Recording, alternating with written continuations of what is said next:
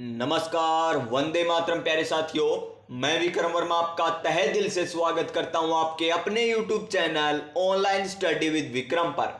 तो प्यारे साथियों, आप सभी स्वस्थ होंगे, मस्त होंगे और अपनी अपनी तैयारी में व्यस्त होंगे। और इसी तैयारी को और मजबूत और शानदार और दमदार बनाने के लिए हम कर रहे हैं CET 10+2 के लिए मॉडल पेपर, जिसमें आपको 150% मिलेंगे और 300 नंबर का आपका पेपर होगा। हूबहू पेपर की तरह आपको मॉडल पेपर मिलने वाला है। और देख लीजिए, 3 घंटे का आपको समय मिलता है प्यारे विद्यार्थियों।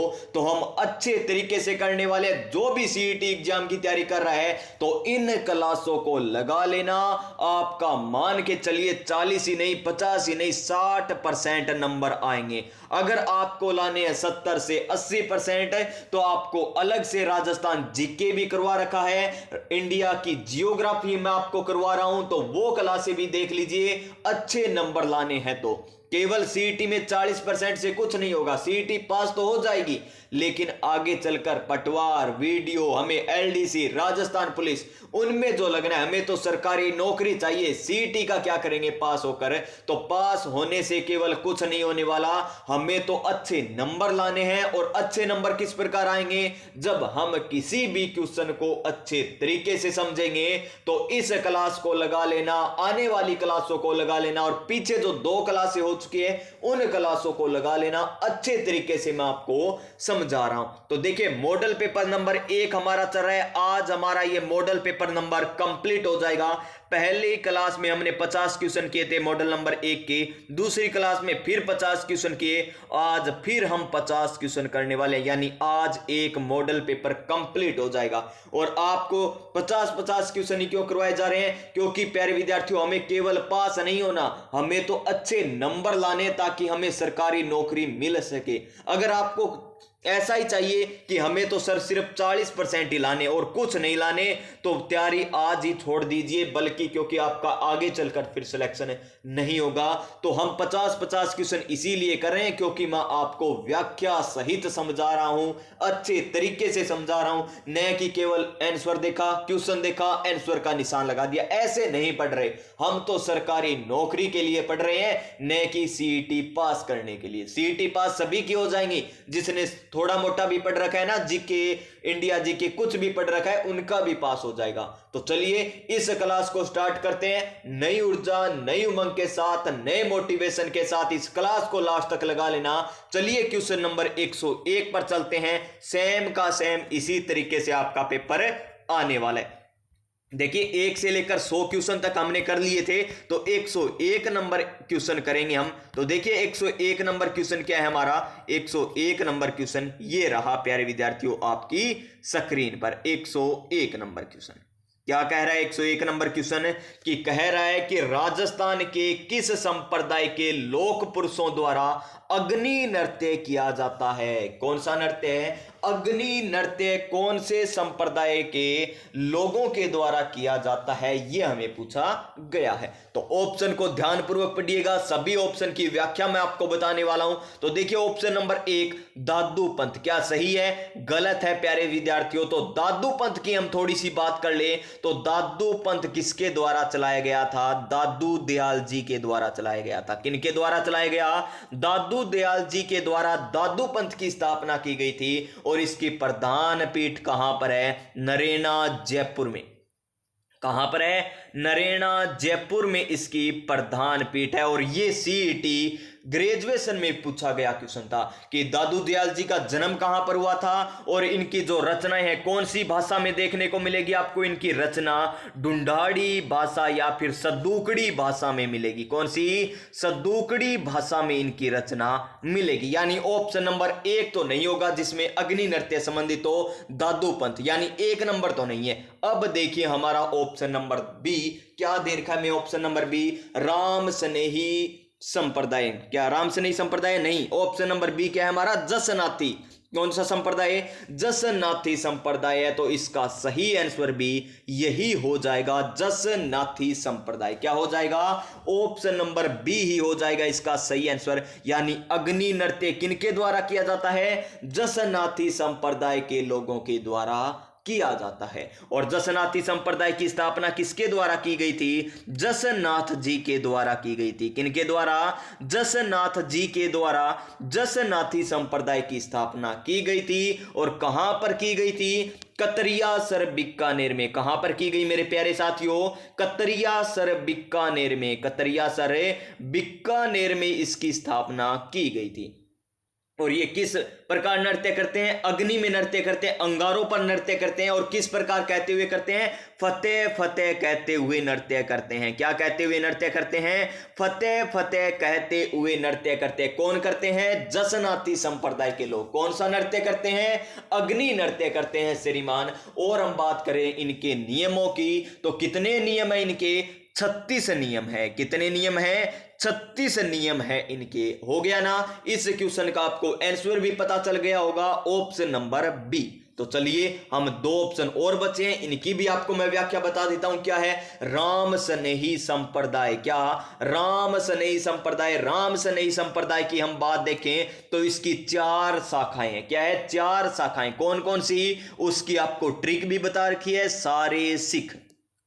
क्या बता रखी है? सारे सिख इसकी ट्रिक बता रखी है। सारे सिख यानी सा से शाहपुरा, रे से रेण, सी से सिंहथल, ख से खेड़ापा, यानी ये 4 शाखाएं किसकी?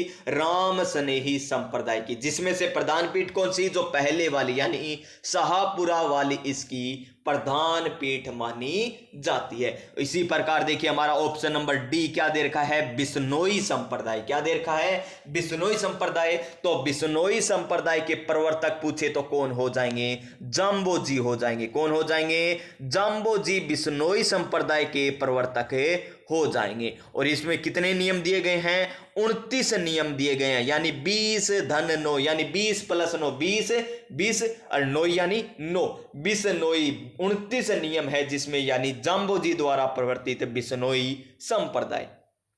4 ऑप्शन क्लियर। तो इस प्रकार पढ़िए प्यारे विद्यार्थियों, आपके 40 ही नहीं 50 ही नहीं 60% प्लस नंबर आ जाएंगे इस प्रकार पढ़ोगे तो। अगर आप ऐसे पढ़ते हो इस क्वेश्चन को किस प्रकार कि राजस्थान के किस संप्रदाय के लोक पुरुषों द्वारा अग्नि नृत्य किया गया, तो प्यारे विद्यार्थियों इसका आंसर हो जाएगा सही, जसनाथी संप्रदाय। तो चलिए नेक्स्ट क्वेश्चन पर चलते हैं। इस प्रकार पढ़ोगे ना तब 40% आएंगे आपके नंबर। इस प्रकार नहीं, अच्छे तरीके से पढ़िए, व्याख्या सहित पढ़िए। ये देखिए ये क्वेश्चन पूछा गया था करंट का कि प्रभा अत्रे पद्म विभूषण पुरस्कार विजेता 2022 किस क्षेत्र से संबंधित है? कौन से क्षेत्र से संबंधित है जी? प्रभा अत्रे खेल से, अंतरिक्ष प्रौद्योगिकी से, समाज सेवा से या भारतीय शास्त्रीय संगीत। तो इसका आंसर क्या हो जाएगा हमारा? ऑप्शन नंबर डी हो जाएगा। क्या हो जाएगा? ऑप्शन नंबर डी हो जाएगा इसका सही आंसर। देखिए इसमें व्याख्या बताने वाली कोई बात नहीं है इस क्वेश्चन में तो, लेकिन फिर भी मैं आपको अलग से व्याख्या बताता हूं। और क्या व्याख्या बताता हूं? देखिए कि राजस्थान में 2024 में, राजस्थान में 2024 में कितने पद्म क्या मिले? कितने पद्मश्री से सम्मानित किया गया है? तो देखिए कितने पद्मश्री मिले। जिस प्रकार पद्म भूषण, पद्म विभूषण और पद्मश्री होता है, तो राजस्थान में 2024 में कितने व्यक्तियों को पद्मश्री मिला है? तो 5 व्यक्तियों को पद्मश्री मिला है। कितने व्यक्तियों को? शब्दों पर ध्यान दीजिए, मैं क्या कह रहा हूं? व्यक्ति कह रहा हूं। यानी कितने व्यक्तियों को मिला? 5 व्यक्तियों को मिले। और कितने पद्मश्री मिले हैं? 4 पद्मश्री मिले हैं। कितने पद्मश्री मिले हैं? 4। तो सर ये कैसे? 5 व्यक्तियों को 4 पद्मश्री किस प्रकार मिले? तो चलिए आपको ये भी मैं बता देता हूं। 1 नंबर पर देखिए आपको याद रखना है अली और गनी मोहम्मद। अली प्लस में गनी मोहम्मद, 2 व्यक्तियों को एक ही मिला है, यानी संयुक्त रूप से मिला है। अली मोहम्मद को और गनी मोहम्मद को, इनको क्या मिला है? संयुक्त रूप से पद्मश्री से नवाजा गया है। एक याद हो गया ना, यानी इसमें 2 आ गए। फिर देखिए नंबर 2 पर हम देखें तो नंबर 2 पर कौन हो जाएंगे? जानकी लाल भांड। क्या हो जाएगा? जानकी लाल भांड। और ये सीईटी में पूछा गया क्वेश्चन है कि जानकी लाल भांड का संबंध किससे है? तो स्वांग से ही है ना, स्वांग भीलवाड़ा। और अली और गनी मोहम्मद का संबंध किससे है? मांड गायकी से है। और याद कर लीजिए। 3 नंबर पर हम बात करें तो 3 नंबर पर कौन हो जाएंगे? लक्ष्मण भट्ट तेलंग। लक्ष्मण भट्ट तेलंग जो क्या है? लक्ष्मण भट्ट तेलंग जो है ध्रुपद, क्या है? ध्रुपद गायक है। क्या है? ध्रुपद गायक। देखिए कितने हो गए?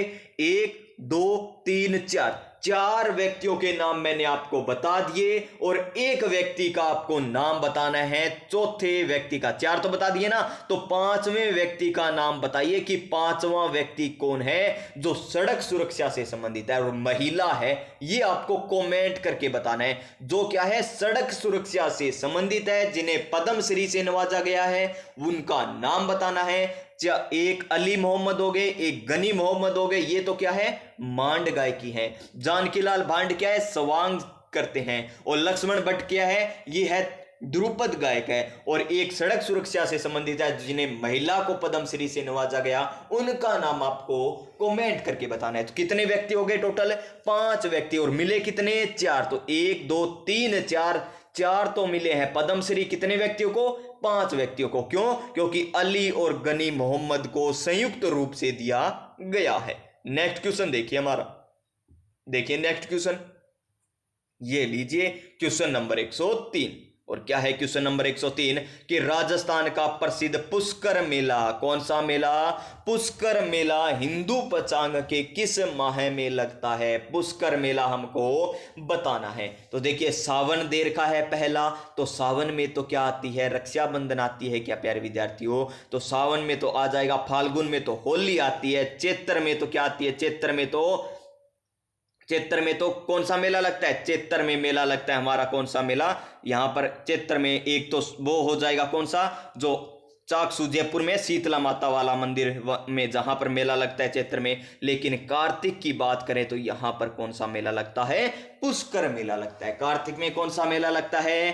पुष्कर मेला। और पुष्कर है कहां पर? है अजमेर में स्थित है। कहां पर स्थित है? अजमेर में। यानी पुष्कर मेला अजमेर में कार्तिक माह में लगता है। कब लगता है? कार्तिक महीने में लगता है। यानी इस क्वेश्चन का राइट आंसर हमारा ऑप्शन नंबर सी हो जाएगा। Question number 104। क्या है क्वेश्चन नंबर 104? देखिए विसंगति शब्द के लिए सही अंग्रेजी शब्द क्या है? ये पूछा गया किससे? आपको हिंदी से पूछा गया क्वेश्चन है। और देख लीजिए इसमें क्या आएगा? डिस्क्रिप्शंसी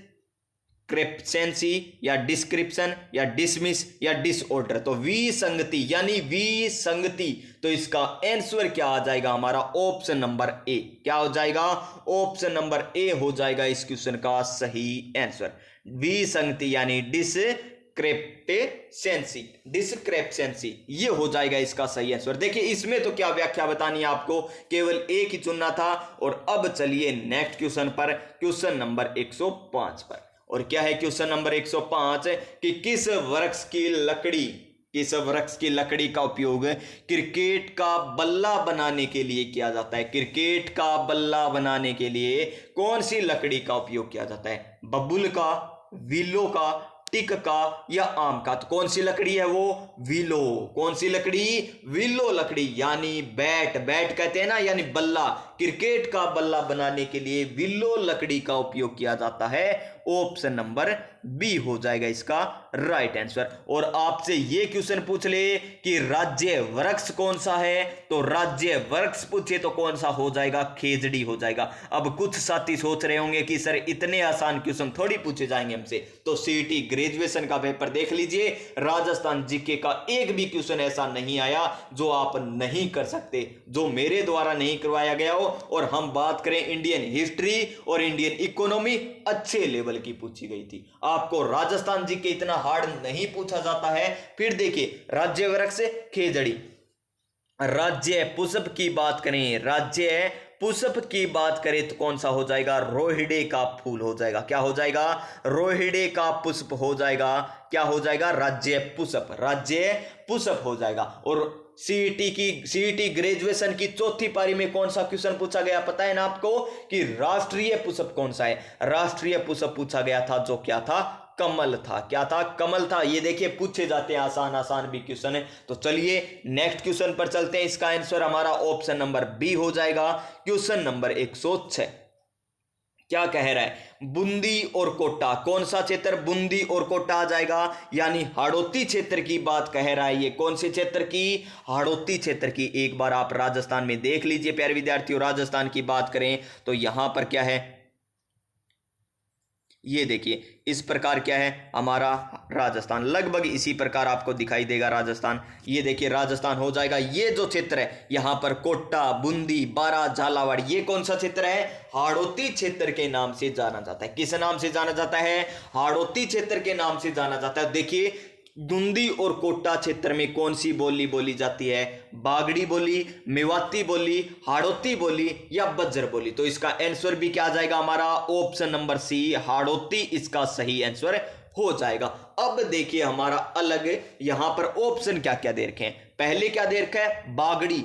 तो बागड़ी कहां पर बोली जाती है, बागड़ी यहां पर बोली जाती है।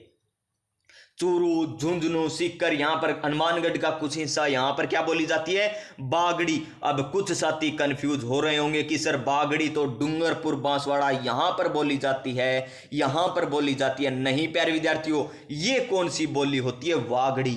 कौन सी, वागड़ी। देखिए इसमें तो ब आ रहा है, इसमें व आ रहा है। बागड़ी बोली तो यहां पर बोली जाती है चूरू, हनुमानगढ़ साइड, और चूरू, हनुमानगढ़, झुंझुनू, सीकर यहां पर बागड़ी बोली बोली जाती है, और वागड़ी बोली डूंगरपुर, बांसवाड़ा में बोली जाती है। याद किस प्रकार रखोगे, वैसे वन होता है ना, वैसे वन, वन कहां पर है सर्वाधिक, डूंगरपुर, बांसवाड़ा में ही मिलेंगे ना, तो वह वाला यहां पर वागड़ी, और जो बच गया बागड़ी वो ऊपर आ जाएगा। उसके बाद देखिए मेवाती, मेवात क्षेत्र में बोली जाएगी, यानी अलवर, भरतपुर में यहां पर कौन सी बोली जाती है, मेवाती बोली बोली जाती है। कौन सी बोली बोली जाती है मेरे प्यारे साथियों, मेवाती बोली बोली जाती है। और ऑप्शन नंबर डी क्या दे रखा है, बज्र बोली, वर्ज बोली। तो वर्ज बोली यहां पर यूपी में, और बात करें थोड़ी सी यहां पर हमारे अलवर, भरतपुर में भी बोली जाती है, यानी इसका सही आंसर तो ऑप्शन नंबर सी हो जाएगा।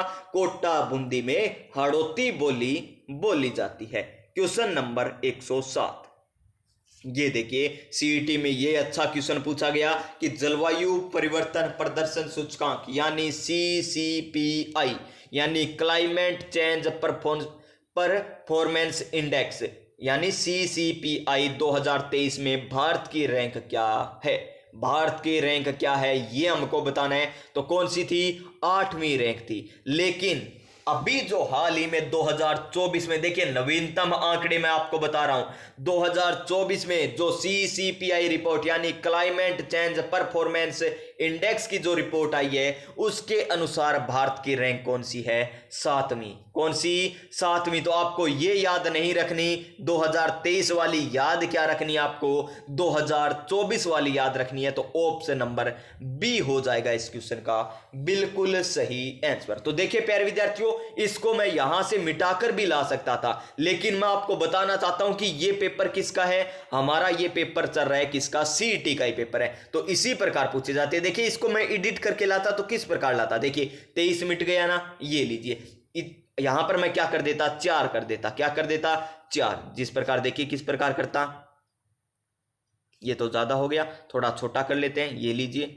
और देखिए यहां पर अब आपको लगेगा ये इस प्रकार ले आता मैं। देखिए जलवायु परिवर्तन प्रदर्शन सूचकांक CCPI 2024 में भारत की रैंक क्या है। तो अब आपको लगता कि सर ने तो बहुत अच्छा पेपर बनाया है, जिस प्रकार पूछा गया था सेम का सेम पेपर बना दिया। देखिए किया कुछ नहीं, आपके सामने मैंने प्रस्तुत किया किस प्रकार एडिट किया जाता है। तो देखिए इसका आंसर क्या हो जाएगा हमारा, ऑप्शन नंबर बी हो जाएगा। 2024 में कौन सी रैंक है, 7वीं रैंक आई है। देखिए इस प्रकार क्वेश्चन बनते हैं, और ये सीईटी का पेपर चल रहा है। तो देखिए 2024 में 7वीं रैंक, याद रखिएगा। नेक्स्ट क्वेश्चन, क्वेश्चन नंबर 108, अच्छा क्वेश्चन, शानदार क्वेश्चन। और 108 नंबर क्वेश्चन बहुत ही अच्छा हमें पूछा गया रीजनिंग से। देखिए अल प्लस अम का अर्थ हमें दे रखा है, क्या दे रखा है, अल प्लस अम का अर्थ है, अल प्लस अम का अर्थ दे रखा है कि अल अम का भाई है। अल माइनस अम का अर्थ दे रखा है कि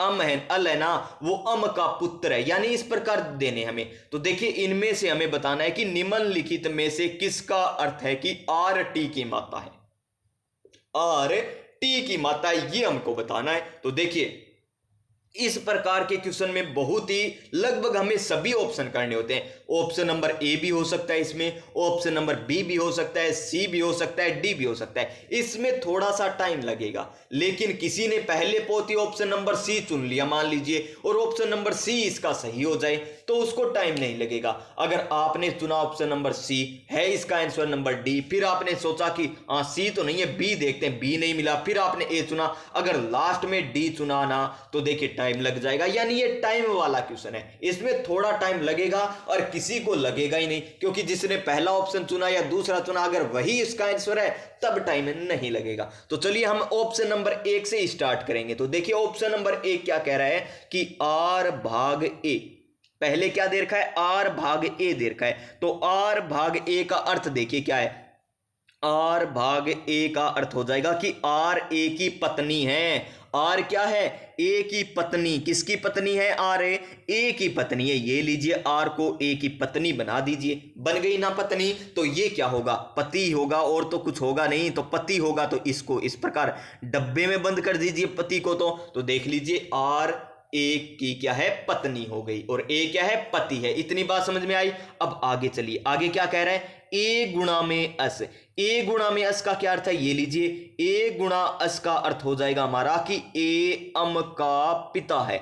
ए अम का पिता है। ए किसका पिता है, अम का पिता। ये लीजिए नीचे क्या लग, ए अस का पिता है, सॉरी अस का पिता है। तो ये लीजिए अस नीचे आ जाएगा, पिता हो गया ना। यानी अस किसका बेटा है, ए का बेटा और आर का बेटा है, क्योंकि पति का बेटा तो अपना ही बेटा होता है ना, और किसी का थोड़ी होगा। प्यारे विद्यार्थी यहां पर देखिए क्या कह रहा है कि आर भाग में ए हमने लिखा, आर भाग में ए, आर ए की पत्नी है, ठीक है लिख दिया।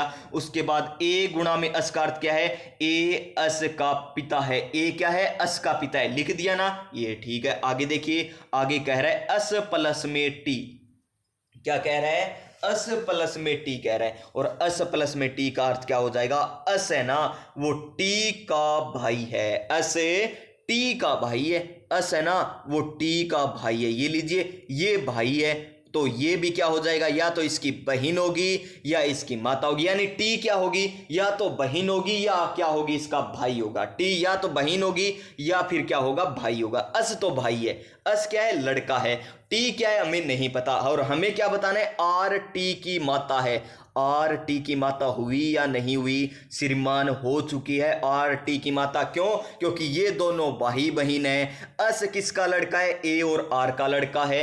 आर का लड़का है तो आर की बेटी कौन हो जाएगी, या बेटा कौन हो जाएगा, टी। या तो बेटा है या टी, या क्या है, बेटी है। ये हमें नहीं पता, लेकिन है बेटा या बेटी में से। यानी आर क्या हो गई, माता। तो पहला ही ऑप्शन इसका सही आंसर हो गया। यानी इस क्वेश्चन का राइट आंसर क्या होगा, हमारा ऑप्शन नंबर ए हो जाएगा। इस प्रकार करना है आपको। देखिए हमने पहला ही ऑप्शन सुना और आ गया, टाइम नहीं लगा। अगर पहला नहीं होता फिर हमें दूसरा करना पड़ता, दूसरा नहीं होता फिर तीसरा करना पड़ता, तीसरा नहीं होता तो चौथा करना पड़ता। इस प्रकार ये क्वेश्चन किए जाते हैं। जिस प्रकार हमें ऊपर दिए हुए होते हैं ना, यहां पर देखिए अल गुणा में अम, और अल अम का पिता, इस प्रकार दे रखा है। तो हमें क्या दे रखा है, गुणा वाले ए एस दे रखे हैं। तो यहां पर ए एस कर लीजिए, ए गुणा में अस का अर्थ क्या हो जाएगा, ए अस का पिता। इस प्रकार बनते हैं ये क्वेश्चन, इस प्रकार करने होते हैं। जिस प्रकार अस प्लस टी है तो यहां पर अस प्लस टी अस टी कर दीजिए, यानी अस टी का भाई है। इस प्रकार करने होते हैं। तो चलिए नेक्स्ट क्वेश्चन पर चलते हैं, क्वेश्चन नंबर 109 पर। और क्या है क्वेश्चन नंबर 109, कि किस वर्ष में भारत ने चंद्रयान फर्स्ट छोड़ा था। यानी चंद्रयान फर्स्ट की बात हो रही है। तो कब छोड़ा था चंद्रयान फर्स्ट, चंद्रयान फर्स्ट छोड़ा गया था 22 अक्टूबर को। कब, 22 अक्टूबर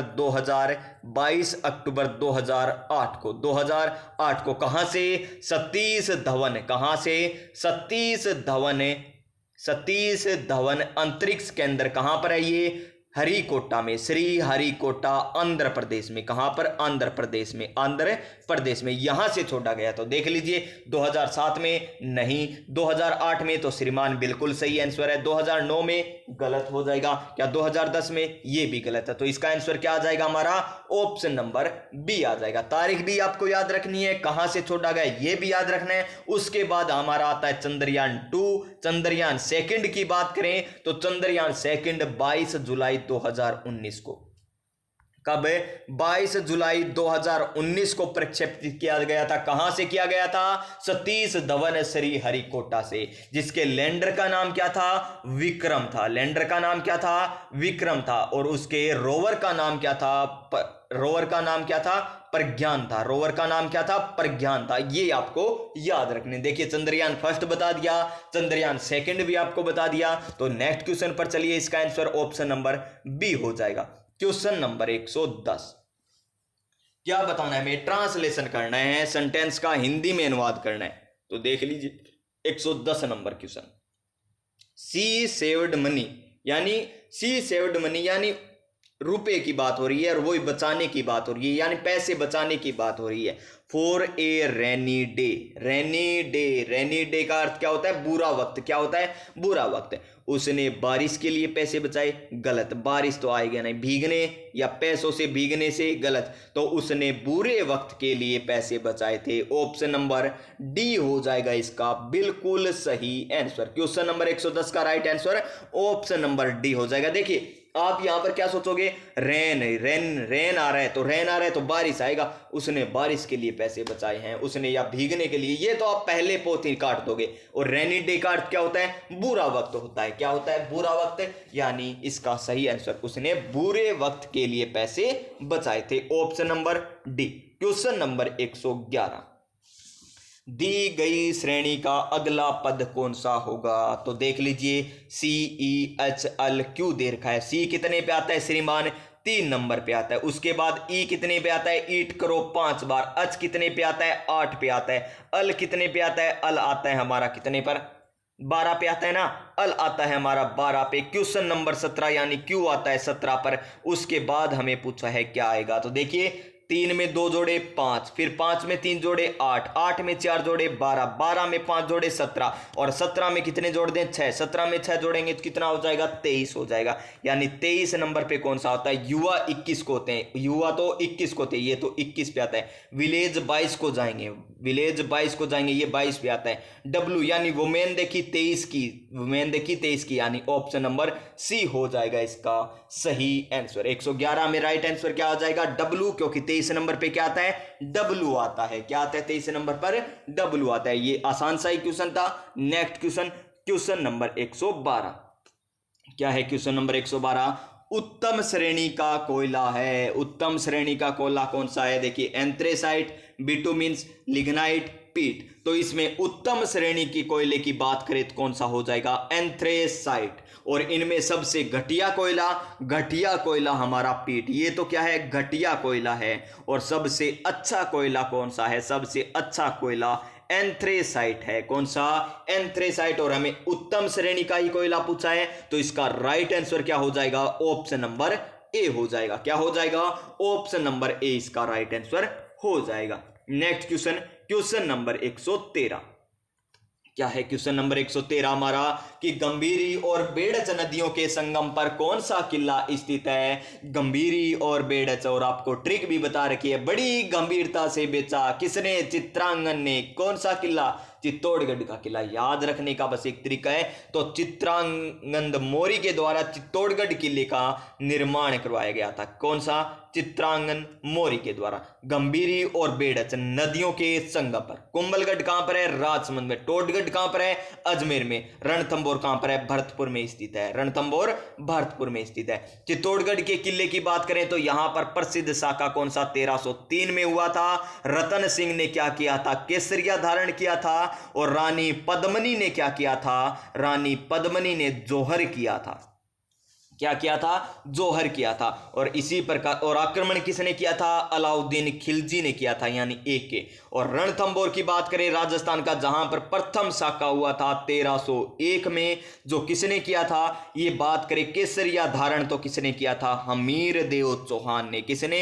हमीर देव चौहान ने केसरिया धारण। और रंगा देवी ने क्या किया था? जौहर किया था। रंगा देवी ने जौहर किया था। यह भी आपको याद रखने हैं। क्या रखने हैं? याद रखने हैं। और टोडगढ़ कहां पर है? अजमेर में स्थित है। और कुंभलगढ़ कहां पर है? राजसमंद में। और कुंभलगढ़ दुर्ग की बात करें तो यहां पर एक कुंभलगढ़ दुर्ग के ऊपर क्या बना हुआ है?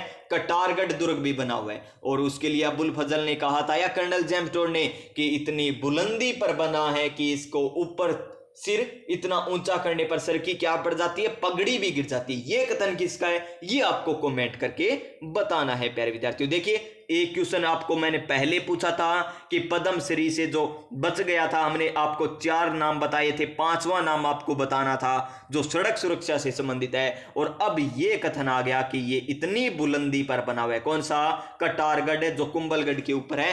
कटारगढ़ इतनी बुलंदी पर बना हुआ दुर्ग है कि इसके ऊपर ऋषिरेख तक देखने पर सिर की पगड़ी भी गिर जाती है। ये कथन किसका था? ये आपको बताना है। 2 क्वेश्चन हो गए ना आपके लिए, तो दोनों कमेंट करके बताना है। और इसका आंसर क्या हो जाएगा? हमारा चित्तौड़गढ़ हो जाएगा, ऑप्शन नंबर सी। गंभीरी और बेड़स नदियों के किनारे चित्तौड़गढ़ दुर्ग बना हुआ है। क्वेश्चन नंबर 114, निम्नलिखित में से क्या, निम्नलिखित में से किस वाक्य में अकर्मक क्रिया का प्रयोग हुआ है? अकर्मक क्रिया का प्रयोग हमें बताना है। कपिल आम खाता है। कपिल क्या खाता है जी? आम खाता है। ये तो अकर्मक नहीं है। आम खाता है, पता चल रहा है। चेतन पानी पी रहा है। चेतन क्या पी रहा है? पानी पी रहा है। तो ये भी अकर्मक क्रिया नहीं है। सरोज नाटक देख रही है। सरोज क्या देख रही है जी? सरोज तो नाटक देखती है। सरोज तो क्या करती है? नाटक देखती है। यानी ये भी सही है, ये तो अकर्मक नहीं है। और हमें बताना था अकर्मक। वह रात भर नहीं सोया। वह क्या नहीं सोया? क्या नहीं सोया? इसमें पता चल रहा है ना क्या, किसको नहीं सोया? ये देखिए, तो इसमें क्या आ जाएगा? अकर्मक क्रिया। क्या किसको का जवाब नहीं आ रहा, तो इसका सही आंसर हमारा ऑप्शन नंबर डी हो जाएगा, जिसमें अकर्मक क्रिया दे रखी है। हमें क्या दे रखी है? अकर्मक क्रिया दे रखी है ऑप्शन नंबर डी में। क्वेश्चन नंबर 115, ये लीजिए क्वेश्चन नंबर 115 कि बीकानेर जिला से प्रवाहित होने वाली नदी का नाम क्या है? कौन सी नदी है जो बीकानेर जिले में से प्रभावित होती है?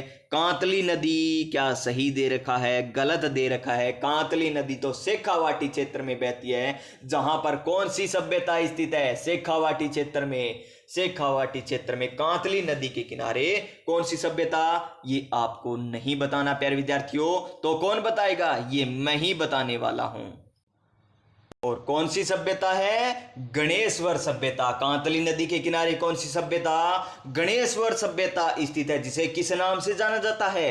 तांबर युगीन सभ्यताओं की जननी जिसे कहा जाता है। तांबर युगीन सभ्यताओं की क्या कहा जाता है? उसे जननी। कौन सी सभ्यता को? जो कांतली नदी के किनारे गणेश्वर सभ्यता। उसके बाद देखिए मेंथा नदी। कौन सी नदी? मेंथा, रूपनगढ़, खारी, खंडेल। ये नदियां तो क्या करती है? मेंथा, रूपनगढ़, खारी, खंडेल सांबर में अपना जल डालती है, तो ये भी नहीं होगी। फिर देखिए घग्गर नदी। घग्गर नदी तो आंतरिक प्रवाह की सबसे लंबी नदी। आंतरिक प्रवाह की सबसे लंबी नदी कौन सी? घग्गर नदी। एकमात्र अंतरराष्ट्रीय नदी कौन सी नदी? घग्गर नदी। क्योंकि ये कहां पर जाती है? पाकिस्तान तक जाती है।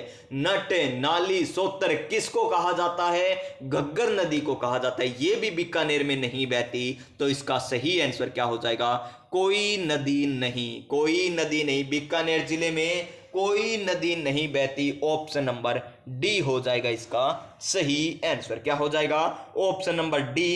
क्वेश्चन नंबर 116, क्या दे रखा है हमें? क्वेश्चन नंबर 116 में हमको बताना है जी कि निम्नलिखित आकृति श्रृंखला को पूर्ण कीजिए। रीजनिंग का क्वेश्चन है। देखिए पहली आकृति दे के यहां पर एक ये दे दिया, इसको अंदर कर दिया, इसको अंदर कर दिया, और ये ऐसा का ऐसा है। इसके बाद वाले को क्या किया? देखिए ये ऐसा है ना, तो इसको आगे ऐसा कर दिया। देखिए खड़ा कर दिया। ये टेढ़ा है, इसको खड़ा कर दिया गया। देखिए इस प्रकार ये, और इनको बाहर कर दिया। ये देखिए बाहर कर दिया गया है। तो हमें क्या करना है? और इसको अंदर ही रखा। देखिए ये इस प्रकार है। ये देखिए अंदर अंदर अंदर। तो अब आगे क्या करेंगे? इसको ऐसे घुमाया था, तो इसको भी ऐसे घुमाएंगे आगे। तो इसको घुमाएंगे तो ये तो ऐसे हो जाएगा, और ये क्या हो जाएंगे? बाहर। ये लीजिए बाहर कर दीजिए, और अंदर वाला अंदर रहेगा। इस प्रकार बनेगा। तो देख लीजिए ये तो होगा नहीं, क्योंकि इसमें नीचे तो कर रखा है लेकिन अंदर कर रखा है। अंदर है, ये चोंच कहते हैं ना, ये चोंच कहते हैं, जो तीखी तीखी चोंच दिखाई दे रही है, ये क्या है, अंदर ही है,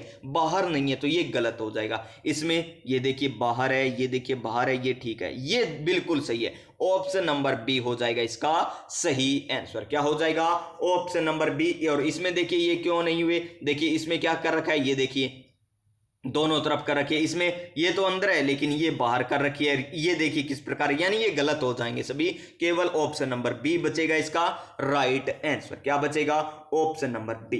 क्वेश्चन नंबर 117, क्या बताना है, complete the sentence by choosing the correct, choose करना है प्रीपोजिशन, प्रीपोजिशन बतानी है from the choice given below. यहां पर क्या आएगा, what's at the time your watch, यानी आपकी घड़ी में क्या टाइम हुआ है ये हमको बताना है। और हाथ की घड़ी है ना, योर वॉच, देखिए हाथ की घड़ी की बात कर रहा है, कौन सी घड़ी की बात कर रहा है, हाथ की घड़ी की बात कर रहा है, तो क्या आ जाएगा इसमें, बाई आ जाएगा, by your watch, by your watch, यानी ऑप्शन नंबर डी आ जाएगा इसका सही आंसर। क्या आ जाएगा, option number D. Question number 118, क्या है क्वेश्चन नंबर 118, कि नागौर जिले में कौन सी झील स्थित नहीं है, नागौर जिले में, तो देखिए डीडवाना, डीडवाना नागौर, कुचामन नागौर में है, डीडवाना भी है, कुचामन भी नागौर, डेगाना नागौर में, लेकिन रेवासा झील कहां पर है, रेवासा शेखावाटी क्षेत्र के सीकर जिले में स्थित है। कहां पर है, सीकर जिले में स्थित है। डीडवाना नागौर में, डेगाना नागौर में, कुचामन नागौर में, लेकिन रेवासा कहां पर है, सीकर में स्थित है, जो इसका सही आंसर हो जाएगा ऑप्शन नंबर डी। क्या हो जाएगा, option number D. Question number 119, ये लीजिए क्वेश्चन नंबर 119 का त्रिभुज ए बी सी, ये लीजिए त्रिभुज बना लीजिए A B C, A B C, ये ए बी सी है। फिर क्या दे रखा है, त्रिभुज डी ई एफ, ये लीजिए त्रिभुज D E F, D E F, ये लीजिए त्रिभुज डी ई एफ बन गया हमारा।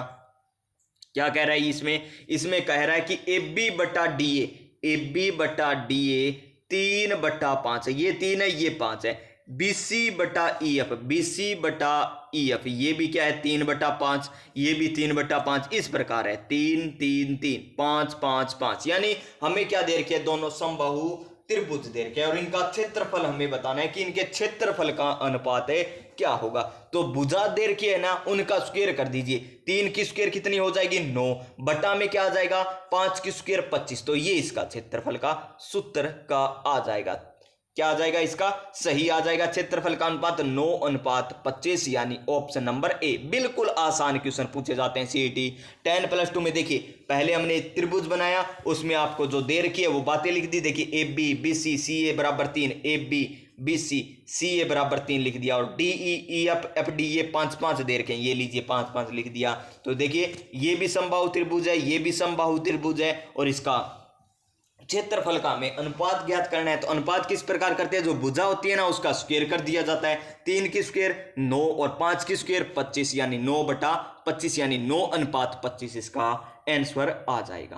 क्वेश्चन नंबर 120, क्या है क्वेश्चन नंबर 120 120 नंबर हमें दे रखा है कि समीकरण निकाय दे रखे हैं दो, L1x किससे पूछा गया, ये गुणनखंड वाली समीकरण है, गुणनखंड से टॉपिक से पूछा गया, जो आपको दूसरी प्रश्नावली दे रखी है ना सिलेबस में, उससे पूछा गया क्वेश्चन है कि समीकरण निकाय L1x प्लस M1y प्लस में N1 = 0, L2x plus M2y plus N2 बराबर 0। तो मैं यदि L1 बटा L2 बराबर M1 बटा M2 बराबर नॉट इक्वल टू है, ये बराबर नहीं है, N1 बटा N2 हो तो समीकरण द्वारा प्रदर्शित रेखाएं हैं। किस प्रकार की ये रेखाएं हैं, ये हो जाएंगी किस प्रकार की समांतर रेखाएं, किस प्रकार की समांतर रेखाएं हो जाएंगी, यानी इनके क्या कोई हल नहीं है, क्या केवल क्या है कोई हल नहीं, अनंत हल है। कितने अनंत हल है, क्या कोई हल नहीं। तो देख लीजिए ये समांतर हो जाएंगी रेखाएं, क्या हो जाएगी रेखाएं समांतर हो जाएंगी। ये आपको बता रखी है ना समांतर कब होती है, संपाती कब होती है, प्रतिच्छेदित, एक दूसरे को प्रतिच्छेदित करती है, एक दूसरे के संपाती होती है रेखाएं, एक दूसरे के संपाती, एक दूसरे के समांतर होती है, एक दूसरे की क्या होती है समांतर होती है। तो चलिए नेक्स्ट क्वेश्चन हमारा देखिए क्या है नेक्स्ट क्वेश्चन, क्वेश्चन नंबर 121, निम्नलिखित में से किस सभ्यता में आवास एवं बस्तियां बनाने में ईंटों का निर्माण ईंटों का प्रयोग नहीं हुआ, ईंटों का बिल्कुल भी प्रयोग नहीं हुआ है, ये हमको बताना है। नूह में, कालीबंगा में, पीलीबंगा में, गणेश्वर में। तो कौन सी नदी आ जाएगी वो सभ्यता? गणेश्वर सभ्यता। कौन सी नदी के किनारे? कांतली नदी के किनारे। और इसको क्या कहा जाता है? तांबर युगीन सभ्यताओं की जननी कहा जाता है। कालीबंगा सभ्यता कहां पर है? घग्गर नदी के किनारे। कहां पर है? हनुमानगढ़ में। और इसी नदी के किनारे क्या मिले आपको? समकोण पर जुते हुए खेत मिले हैं, भूकंप के साक्ष्य मिले हैं, और क्या मिले हैं?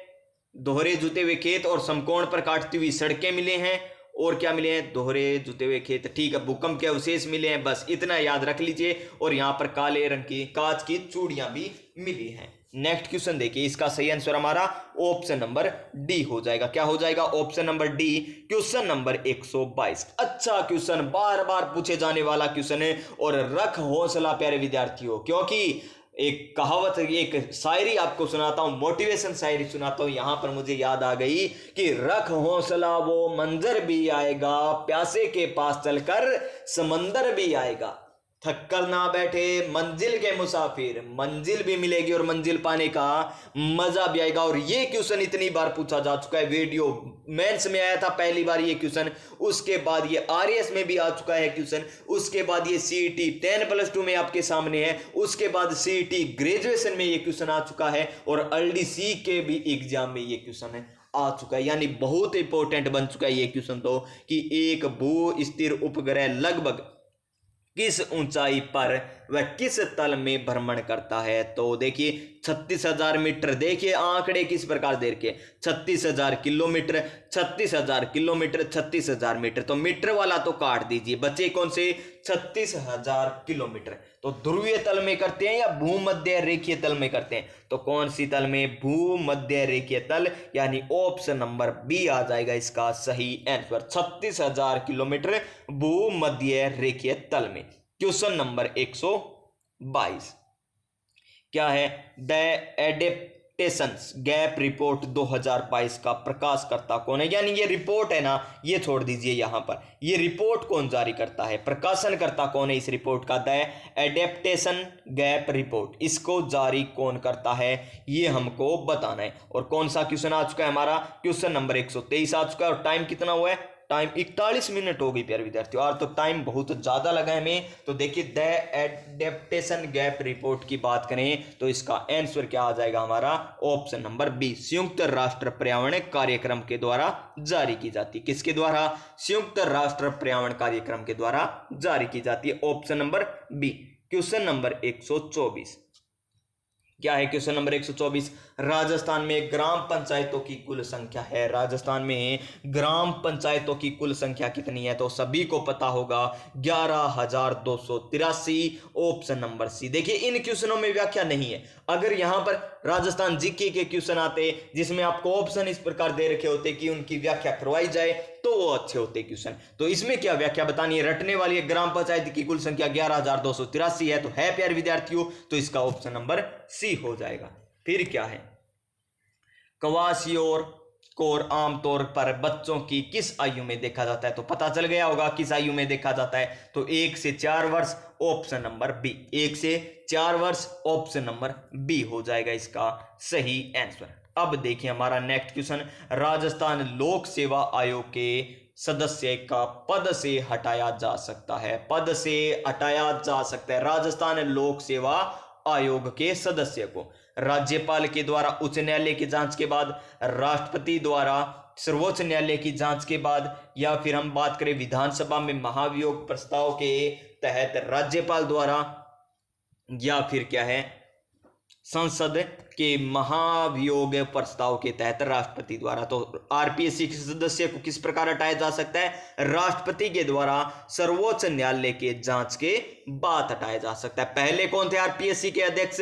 आरपीएससी के पहले सदस्य एस के घोष थे। वर्तमान में कौन है? मीणा साहब है ना वर्तमान में। इससे पहले कौन थे? संजय छोत्रिय थे। कौन थे इससे पहले? संजय छोत्रिय थे। इसका राइट आंसर हमारा ऑप्शन नंबर बी हो जाएगा। क्या हो जाएगा? बी हो जाएगा। क्वेश्चन नंबर 127, पूर्व में किसी व्यक्ति या अधिकारी को भेजे गए पत्र का जवाब न आने पर जो समरण पत्र भेजा जाता है ना, उसे क्या कहते हैं? मान लीजिए आपने पहले किसी व्यक्ति को पत्र भेजा था, लेकिन उसका जवाब नहीं आया। उसको याद दिलाना है कि तेरे मैं भेजे वो पत्र याद है, कौन इतना रिप्लाई क्यों कौन दे, क्या तू मैंने इग्नोर करने लाग रहे।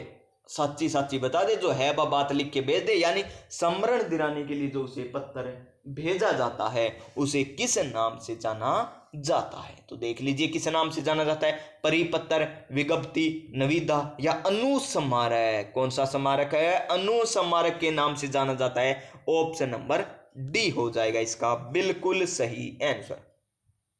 क्वेश्चन नंबर 128, एक वर्ग की लंबाई में 1% की गलती है। लंबाई में क्या है, वर्ग है ये क्या है, एक वर्ग, इसकी लंबाई है ना, इसमें 1% की गलती है। तो क्षेत्रफल में गलती लगभग कितनी प्रतिशतता होगी, तो कितनी हो जाएगी। क्षेत्रफल क्या होता है, भुजा की स्क्वायर, यानी भुजा इंटू भुजा, भुजा इंटू भुजा, यानी 1% की इसमें कमी, 1% की इसमें कमी, टोटल मिलाकर कितनी हो जाएगी, फिर 2% की कमी नहीं 2% की गलती हो जाएगी। Option number C, option number C हो जाएगा इसका बिल्कुल सही आंसर।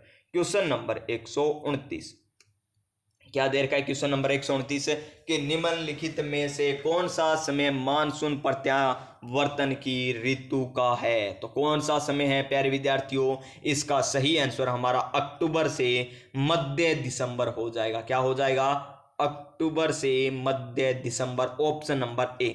अब मानसून की बात करें, हमारा प्यारा सा राजस्थान, मानसून की बात करते हैं तो मानसून देखिए किस प्रकार आता है हमारे प्यारे से राजस्थान में।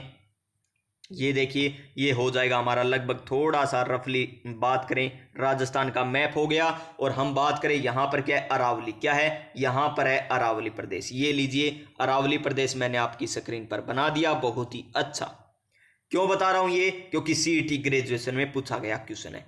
ये देखिए ये है सीईटी ग्रेजुएशन में पूछा गया क्वेश्चन, किस प्रकार पूछा गया अभी आपको पता चलेगा। ये लीजिए जी, अब देखिए यहां पर क्या है, अरब सागर, क्या है यहां पर अरब सागर, यहां पर क्या है, बंगाल की खाड़ी, क्या है इधर बंगाल की खाड़ी, राजस्थान के पास नहीं है, ये नीचे रह गई बंगाल की खाड़ी, पश्चिम बंगाल यहां पर बांग्लादेश के पास, यहां पर है हमारे, यहां पर नहीं है जमा सीमा के पास। सोचो मध्य प्रदेश कहां पर गया, यूपी कहां पर गया, बंगाल की खाड़ी इधर रह गई। तो देखिए मानसून हमारे राजस्थान में अरब सागर से भी वर्षा होती है, बंगाल की खाड़ी से भी वर्षा होती है, यहां से बारिश आएगी। देखिए इस प्रकार बारिश आएगी, बारिश आ रही है ना, पता चल।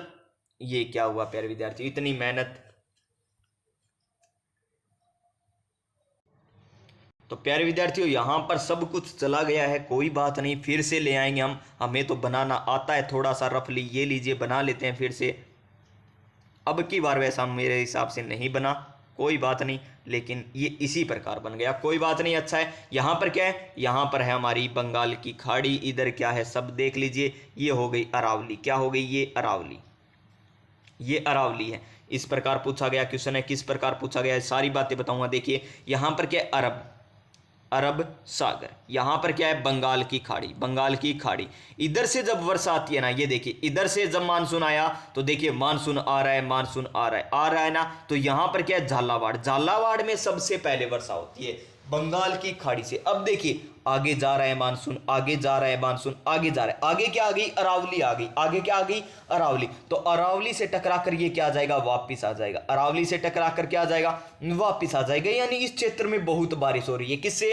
बंगाल की खाड़ी से। और यही क्वेश्चन पूछा गया था कि अरब सागर से आने वाला मानसून अरावली से टकरा कर वापिस चला जाता है, तो अरब सागर से थोड़ी जाता है, वो बंगाल की खाड़ी वाला है, तो ये कथन क्या हो जाता, गलत हो जाता।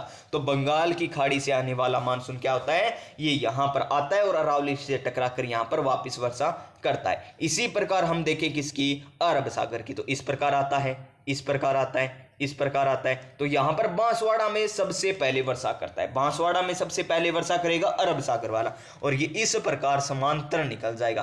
राजस्थान में वर्षा बहुत ही कम होती है और पश्चिमी राजस्थान में देखिए बहुत कम होगी, क्योंकि बंगाल की खाड़ी से कम होती है, अरब सागर से और ही कम हो जाएगी क्योंकि ये समांतर निकल गया है अरावली के, तो यहां पर आगे चला जाता है और आगे चलकर हिमालय से टकरा कर वापिस आता है और वापिस ऐसे ही चला जाता है। इस प्रकार आपसे क्वेश्चन पूछे जाएंगे। तो अरब सागर का मानसून क्या होता है, सीधा निकल जाता है। बंगाल की खाड़ी का क्या होता है, ये अरावली से टकरा कर वहां पर और वर्षा करता है। ये कथन निष्कर्ष में पूछे गया क्वेश्चन था सीईटी ग्रेजुएशन में। तो और इसका राइट आंसर क्या हो जाएगा हमारा, ऑप्शन नंबर ए हो जाएगा, अक्टूबर से मध्य दिसंबर।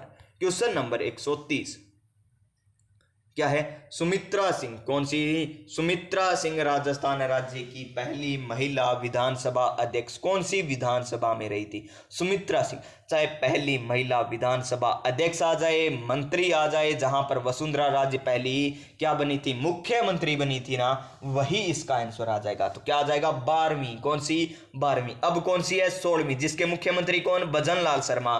और बात करें उप मुख्यमंत्री की, तो उप मुख्यमंत्री कौन है, प्रेमचंद बेरवा और दिया कुमारी। 15वीं में कौन थे, अशोक गहलोत जी थे। 14वीं में कौन थे, वसुंधरा राजे थी। और 13वीं में कौन थे, अशोक गहलोत थे। और 12वीं में कौन थी, वसुंधरा राजे। इस प्रकार याद रख लीजिए, 12वीं में पहली बार वसुंधरा राजे बनी है, तो पहली महिला विधानसभा भी बनी अध्यक्ष, पहली मंत्री भी बनी थी, कमला बेनीवाल थी क्या, वो भी बनी थी। यहां पर महिलाओं का दबदबा था, कौन सी में, 12वीं विधानसभा में। ऑप्शन नंबर सी आ जाएगा इसका सही answer. Question number 131, air marshal Sheikh Abdul Hannan flight cadet की ग्रेजुएशन परेड में मुख्य अतिथि थे। वे हैं, कहां से हैं वो, अफगानिस्तान से हैं, बांग्लादेश से है, मलेशिया से है या ईरान से है। तो कहां से है वो है बांग्लादेश से। कहां से, बांग्लादेश से। कौन, एयर मार्शल शेख अब्दुल हन्नान, कौन, अब्दुल हन्नान, ये कहां से है, बांग्लादेश से।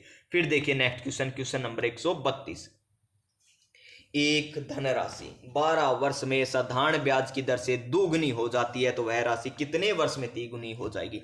तो ये क्वेश्चन किस प्रकार करते हैं, देखिए, दोगुनी कितनी हो रही है, दोगुनी। तो 2 से क्या करना है, हमें 1 कम करना है, कितने वर्ष में, 12 वर्ष में। बटा में लिख दीजिए 12, बराबर क्या करोगे, क्या करना है, 3 गुनी। तो 3 गुनी है तो 3 से 1 कम कर दीजिए। बटा में क्या पूछा है, वर्ष, तो x का मान ज्ञात करना है। इस प्रकार किया जाता है ये क्वेश्चन। तो क्या बच गया, 1/12, क्योंकि 2 में से 1 जाए, 1/12 बराबर में 2 में x। तो इस प्रकार गुणा कर लीजिए। अब x बराबर क्या आ जाएगा, 24 वर्ष। यानी 24 वर्ष में वो कितनी हो जाएगी, 3 गुना हो जाएगी। कितनी हो जाएगी, 3 गुना। तो इसका आंसर हमारा ऑप्शन नंबर बी हो जाएगा। समझ में आया ना, ये जो गुणा वाला दे रखा है ना, कितनी 2 गुनी होती है, 3 गुनी होती है, 4 गुनी है, इससे 1 कम करके लिख दीजिए। 2 गुनी हो रही है, 1 कम कर दिया, कितने वर्ष में हो रही है, 12, ये लीजिए। इस प्रकार इधर क्या है, 3 गुनी हो रही है, तो 1 कम करके 2, कितने वर्ष में ज्ञात करना है, x। तो x बराबर क्या आ जाएगा, 24 आ जाएगा। इस प्रकार किया जाता है ये क्वेश्चन।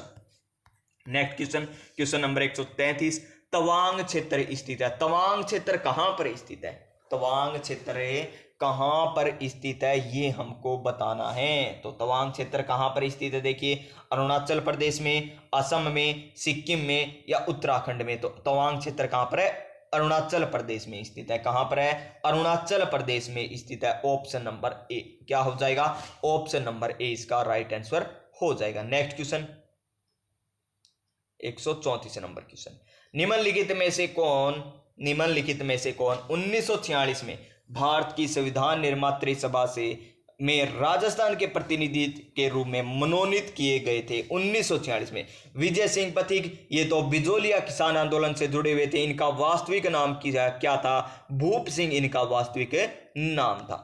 फिर देखिए, जीवराज नारायण मेहता, तो इसका आंसर क्या होगा, क्या ये होगा, नहीं होगा। हीरालाल शास्त्री बिल्कुल सही है, जयपुर से संबंधित रखते हैं, और बिल्कुल सही इसका आंसर भी यही होगा, ऑप्शन नंबर सी, जो संविधान निर्मात्री सभा में राजस्थान के प्रतिनिधि के रूप में क्या हुए थे, मनोनीत किए गए थे। मोहनलाल सुखाड़िया क्या है, राजस्थान में सर्वाधिक कार्यकाल वाले क्या है, मुख्यमंत्री सर्वाधिक कार्यकाल वाले। और राज्यपाल कौन है, गुरमुख निहाल सिंह। राज्यपाल कौन है, गुरमुख निहाल सिंह। और सबसे कम कार्यकाल वाले मुख्यमंत्री कौन है, हीरालाल देवपुरा। क्वेश्चन नंबर 135 कि मरुस्थलीय विकास कार्यक्रम किस वर्ष चलाया गया था। तो किस वर्ष चलाया गया था, ये चलाया गया था 1977-78 में। कौन सा कार्यक्रम, मरुस्थलीय विकास कार्यक्रम। ऑप्शन नंबर ए क्या हो जाएगा, ऑप्शन नंबर ए इसका राइट आंसर हो जाएगा। क्वेश्चन नंबर 136, और ये क्वेश्चन सीईटी ग्रेजुएशन में भी अब की बार पूछा गया। पीछे ये सीईटी 10+2 देखिए कितने क्वेश्चन पूछे गए एक ही पेपर से। रिको ने महिंद्रा ग्रुप के सहयोग से राजस्थान में कहां बहु उत्पाद सेज स्थापित किया है। तो कहां पर किया था, जयपुर में। ऑप्शन नंबर डी हो जाएगा इसका सही आंसर। क्या हो जाएगा, option number D. Question number 133, क्या है, वृद्ध राजस्थान का राज प्रमुख है। एकीकरण कितने चरणों में हुआ था, 7 चरणों में। कौन कौन से, एमपी से बस राजस्थान आई, एमपी से बस राजस्थान आई, राजस्थान आई, 1 2 3 4 5 6 और 7, एमपी से बस राजस्थान आई। ठीक है ना प्यारे साथियों, यानी पहला मत्स्य संघ, उसके बाद पूर्वी राजस्थान, फिर इसी प्रकार संयुक्त, फिर वृद्ध, फिर संयुक्त वृद्ध राजस्थान। इस प्रकार ये 7 चरणों में हुआ। और हमें क्या पूछा है, वृद्ध राजस्थान ये रहा, यानी चौथा हमें बताना है कि चौथे एकीकरण में कौन थे। तो इनकी तारीख याद है ना, क्या है तारीख है,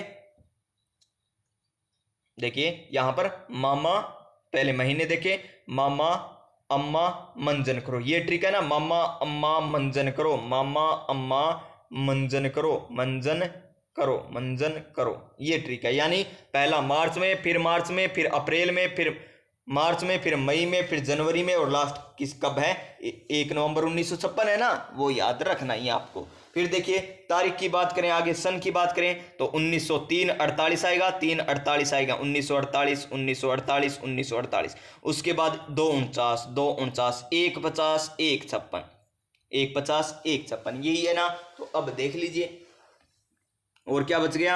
हम बात करें राज प्रमुख की, तो राज प्रमुख कौन थे, राज प्रमुख हो जाएंगे इसके सवाई मानसिंह। कौन हो जाएंगे, सवाई मानसिंह हो जाएंगे राज प्रमुख। ऑप्शन नंबर ए हो जाएगा इस क्वेश्चन का राइट आंसर। क्या हो जाएगा, ऑप्शन नंबर ए। और प्रधानमंत्री कौन थे, शोभा के गले में मणिक का हीरा, ये ट्रिक थी ना, शोभा के गले में मणिक का हीरा। और उद्घाटनकर्ता कौन थे, गोड गोड की जय बोलो, गोड गोड की जय बोलो, उद्घाटनकर्ता थे, गोड गोड की जय बोलो, ये कौन थे, उद्घाटन करता थे। तो चलिए याद हो गए होंगे। फिर देखिए नेक्स्ट क्वेश्चन, 138 नंबर क्वेश्चन का क्या करना है, हमें करेक्ट हिंदी ट्रांसलेशन बताना है किसका, रजिस्ट्रेशन का। तो आसान सा ही क्वेश्चन है, कोई मुश्किल नहीं है। तो क्या हो जाएगा, पंजीकरण, option number B, option number B. Question number 139 कि भगवान बुद्ध के पवित्र कपिल वस्तु अवशेषों की 11 दिवसीय प्रदर्शनी का आयोजन भारत सरकार द्वारा किया गया था। कहां पर किया गया था, थाईलैंड में, मलेशिया में, मंगोलिया में, श्रीलंका में। तो कहां पर किया गया था, ये किया गया था हमारा मंगोलिया में।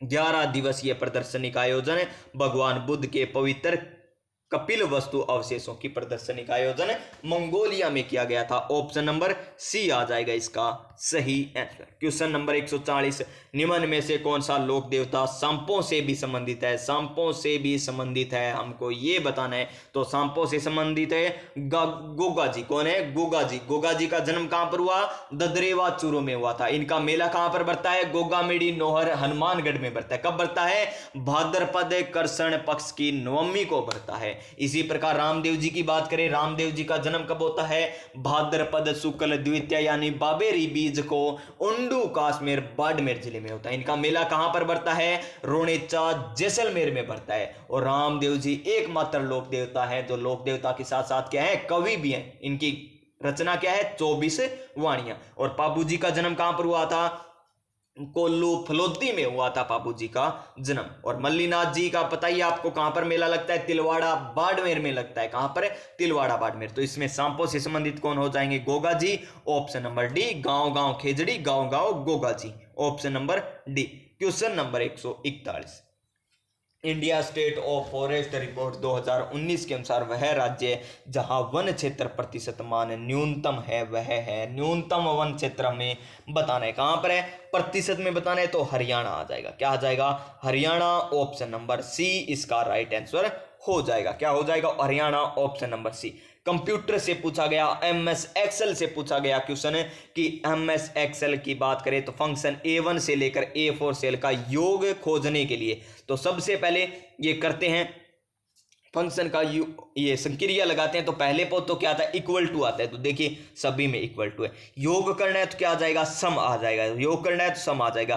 कहां से लेकर कहां तक, A1 से लेकर कहां तक करना है हमें, यहां पर A4 तक करना है। ये इस प्रकार बनेगा, इस प्रकार बनेगा। ये बीच में क्या आएगा, अनुपात आएगा, न तो 2 आएगा, न ये अर्धविराम, ये क्या है अल्प विराम आएगा, नहीं क्या आएगा, ये डैश वाला आएगा, क्या आएगा, ये अनुपात आएगा।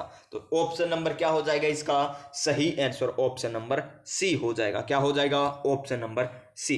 क्वेश्चन नंबर 143 का निम्नलिखित में से कौन सा सही सम्मिलित नहीं है। अनुच्छेद हमें दे रखे हैं भेदभाव से सुरक्षा, बिल्कुल सही है। अनुच्छेद 15 में दिए हुए हैं भेदभाव से जाति लिंग धर्म के आधार पर किसी प्रकार भेदभाव नहीं किया जा सकता। संघ निर्माण का अधिकार अनुच्छेद 1919 में, 1919 नहीं, अनुच्छेद 19 में, बिल्कुल सही है, बिल्कुल सही है। जीवन रक्षा का अधिकार तो अनुच्छेद 21 में हमें दे रखा है, अनुच्छेद 21 में, तो ये गलत हो जाएगा। संवैधानिक उपचारों का अधिकार अनुच्छेद 32 में, ये देखिए एलडीसी के एग्जाम में आया था क्वेश्चन, यानी इसी प्रकार पूछे जाते हैं क्वेश्चन, तो इन्हीं में से आए हैं क्वेश्चन। लगभग 70 से 80% रिपीट होते हैं क्वेश्चन, तो लगा लीजिए इन क्लासों को, कोई दिक्कत नहीं आएगी। तो इसमें सम्मिलित कौन सा नहीं है? ऑप्शन नंबर सी सम्मिलित नहीं दे रखा हमें।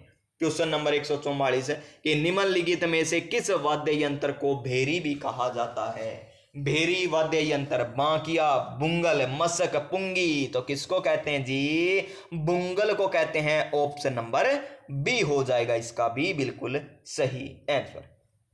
क्वेश्चन नंबर 145, विश्वास स्वरूपम, विश्वास स्वरूपम की प्रतिमा है, किसकी है ये? भगवान राम की, भगवान कृष्ण की, भगवान विष्णु की, भगवान शिव की, तो किसकी है? विश्वास स्वरूपम भगवान शिव की। ओम नमः शिवाय, हर हर महादेव। ऑप्शन नंबर डी इसका राइट आंसर हो जाएगा। क्वेश्चन नंबर 146 फिर कंप्यूटर से पूछा गया क्वेश्चन है, और क्या है? फॉर्मेटिंग टूल बार में उपलब्ध फॉन्ट साइज, टूल बार में उपलब्ध न्यूनतम और अधिकतम फॉन्ट साइज क्या है? तो न्यूनतम फॉन्ट साइज कितना होता है? 8, ये लीजिए 8, ये लीजिए, और अधिकतम 72, तो ये रहा 72, ये रहा 72, तो इसमें ऑप्शन नंबर डी हो जाएगा। क्या हो जाएगा? Option number D. Question number 147, किस दिन को भारत में राष्ट्रीय एकता दिवस के रूप में मनाया जाता है? राष्ट्रीय एकता दिवस 15 जनवरी को, 4 दिसंबर को, 31 अक्टूबर को या 8 अक्टूबर को? तो राष्ट्रीय एकता दिवस 31 अक्टूबर को मनाया जाता है। कब? 31 अक्टूबर को। Option number C, option number C, option number C. Question number 148, blue pottery Jaipur से संबंधित कलाकार कौन है? बलियू पोट्री कहाँ की प्रसिद्ध है? बलियू पोट्री गुरुजी जयपुर की प्रसिद्ध है। कहाँ की प्रसिद्ध? जयपुर की प्रसिद्ध है। और इसके प्रमुख कलाकार कौन है? तो Rajesh Goda. Option number A, option number A इसका राइट आंसर हो जाएगा। और हम बात करें किसकी? बलियू पोट्री जयपुर की है, तो थेवा कला कहाँ की प्रसिद्ध है? थेवा कला प्रतापगढ़ की प्रसिद्ध है। अजरक और मल्लीर प्रिंट कहाँ की प्रसिद्ध है? बालोतरा बाड़मेर की प्रसिद्ध है। और उस्ता कला कहाँ की प्रसिद्ध है? बीकानेर की प्रसिद्ध है। दाबू प्रिंट कहाँ का प्रसिद्ध है? अकोला चित्तौड़गढ़ का प्रसिद्ध है।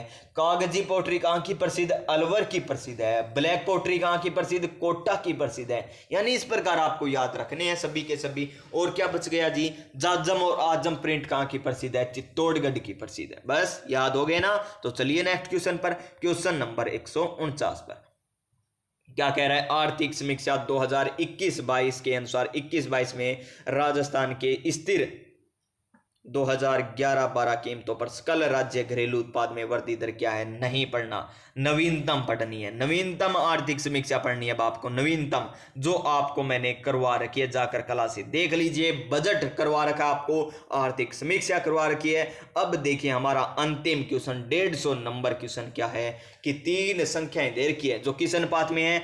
2:3:4। इनके साथ में क्या कर लीजिए? इस अनुपात में तो 2x हो गई, 3x हो गई, 4x हो गई। इनका औसत 39 है, औसत 39 है। और औसत का सूत्र क्या होता है? राशियों का योग बटा राशियों की संख्या। तो राशियों का योग कर दीजिए 2x प्लस में 3x प्लस में 4x बटा में संख्या कितनी? 3 राशि, और इनका क्या है? औसत 39 दे रखा है। अब कीजिए 4 3 7 और 2 9, यानी क्या आ जाएगा आगे? 9x बटा में 3 बराबर 39। क्या आ जाएगा? 39। अब देखिए 3 से ये काटेंगे तो 3x, और इस 3 से ये काटेंगे तो 13, यानी x का मान क्या आ जाएगा? 13 आ जाएगा। x का मान 13, यानी यहां पर सबसे छोटी संख्या पूछी है तो सबसे छोटी संख्या 2x है, तो 13 दूनी 26 कितनी आ जाएगी?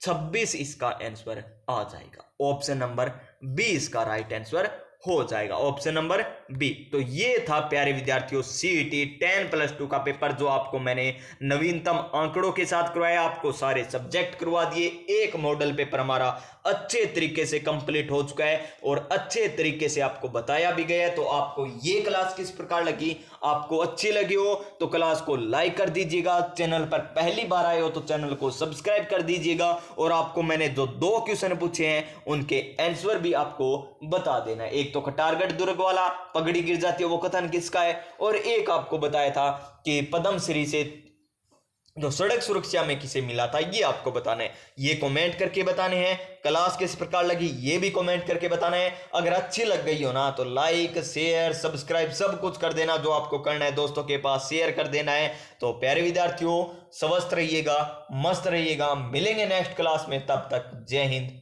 जय भारत।